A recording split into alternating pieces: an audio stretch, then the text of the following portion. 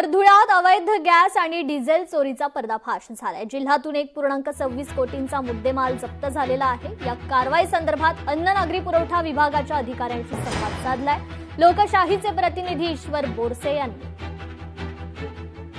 काय सांगाल, काल आपण 10 टाक्यांनी जवळपास 1.5 कोटीचा आपण मुद्देमाल जप्त केलेला आहे।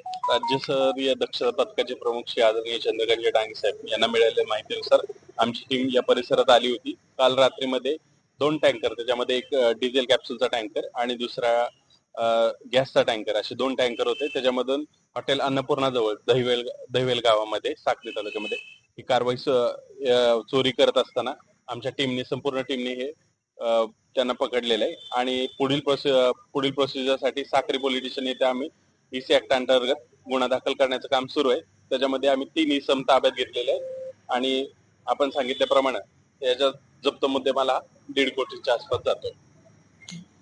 या कारवाईत 3 आरोपी अटक करण्यात आली, पण मुख्य आरोपी नेमका कोण आहे त्याचा शोध आता पोलीस घेणार आहेत। ईश्वर बोरसे, लोकशाही मराठी, धुळे। लोकशाही मराठी, ऐका, पहा, जागरूक रहा।